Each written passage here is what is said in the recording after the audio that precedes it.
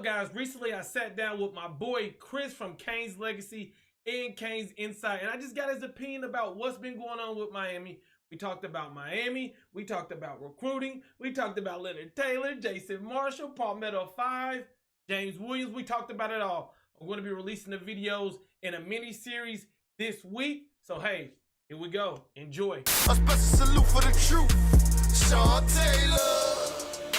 See, everywhere I go, you know I rep that you. Orange and green from head to toe, that's you. What's up, guys? NDTV Canes all day. If you rock with the you know what to do. Hit that like and subscribe button so you never miss a video. Today, we got a special edition, a special video. We got my guy, Chris from Canes Legacy and Canes Insight. Chris, how you doing today, brother? I'm doing well, man. How are you?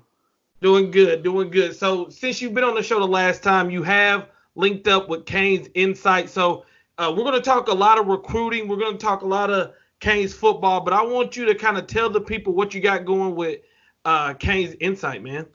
Well, the guys there were gracious enough to hook up with us and like they liked what we did as far as, bringing a lot of that past content, the past Canes teams up into the modern day. And it was something that obviously they're great with the recruiting. They're great with a lot of like the current stuff. They have guys that break down the stats and all that. But I guess that D-Money and the guys thought we could bring another facet to all the great Canes content they're putting out there with like a lot of the classic stuff. So we, they reached out to us and they've been great with like retweeting all our stuff on Twitter. That's really like still the main page and place that we put our stuff out, but been able to put some articles up on their website too. So it's been a lot of fun.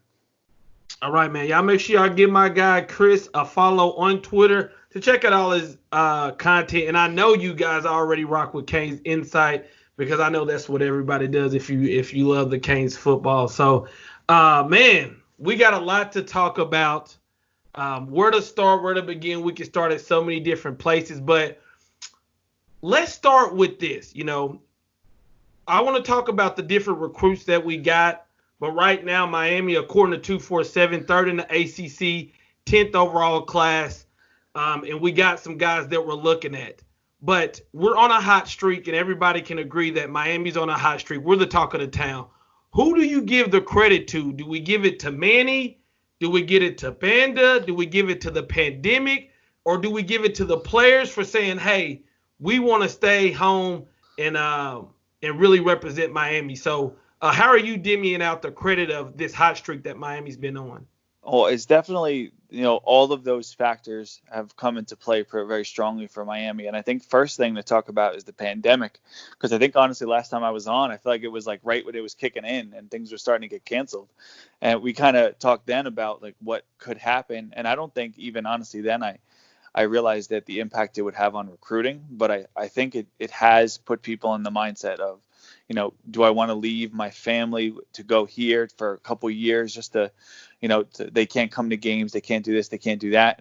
And now especially like if in this kind of situation, people can't even travel to go to games really. And we don't know how it's going to change in the next couple of years. So, and everyone being at home and spending more and more time with their family, like, yeah, sure, there's the one side of it where maybe they drive you a little crazy, but at the same time, you realize how special it is to be able to have your mom come to a game and your dad come to a game, your little sister come to a game. It means a lot. And I think it kind of just got in these kids' heads. And then you add on to that Manny, who whenever you think about like head coach at the college level, you have a guy who can sell. That's the most important like aspect of a head coach, a guy who can sell hope, sell a vision, sell like an ideology. Like there's a lot of really great like aspects of a coach. Like an offensive coordinator needs to be like a X's and O's guy, has to do this, has to do that. But the head coach is really like your CEO and the CEO that knows how to sell things to investors, which is really what fans are and what these kids are in a lot of ways. If he could sell to the investors, then he's going to make a big impact. And I think Manny's done that. And number one, what we saw with him making a lot of changes on an offensive staff, it created excitement. It created the same kind of excitement that a lot of us had last year, except, it more so in the recruits than even the fans, because, they definitely have to be in there too with like the message that Banda and Van Dyke and Cooney are like that they're putting out there. It's reaching these kids. So the kids obviously want to be a part of it. They want to stay home and they want to put on for their city, which, is a great thing to see as a Canes fan.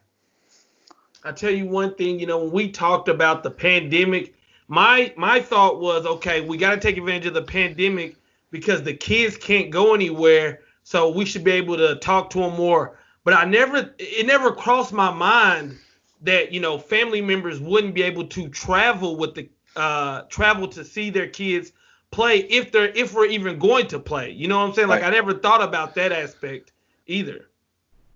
Yeah, and it's definitely something that comes into play, and yeah, like you said, like you don't really think about it, but the first time you have to tell your mom, like, oh, we're playing, but there's no fans, and there's this and there's that, and like you can't fly, and you have to. And the first time you start bringing that up, and the kids start like really sitting down and thinking about it, because like you said, you go on a visit, you go up to Georgia, you go to Alabama, you go to USC, and like you're wowed by all this stuff, like all the flash and the glitz and the glamour of it. But it's almost like these kids are kind of put back into like a normal student situation where they have the piece of paper out. I don't know what you did, Grant, but piece of paper out in front of you have your like pros and cons. If I go to this school, it's like this. If I go to that school, it's like that. I think a lot of these kids got put in that situation, and the biggest con was no family. And speaking of family, like I think it was maybe a couple weeks ago, right before James Williams committed, Wilson up there at Georgia was talking about family this, family that, and then he leaves. He enters the portal, and James Williams probably clicked in his head like, that's supposed to be my family, but my real family is here, at home in Miami, and I think that had a big impact. All right, man. Chris from Canes Legacy and Canes Insight. Real quick, man. First, I just want to say thank you, Chris, for joining me on the show. And secondly, let everybody know where they can find your information and things like that.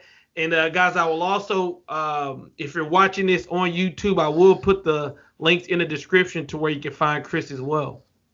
Well, first and foremost on Twitter at Canes Legacy is where we do most of our stuff. We're pretty active each day.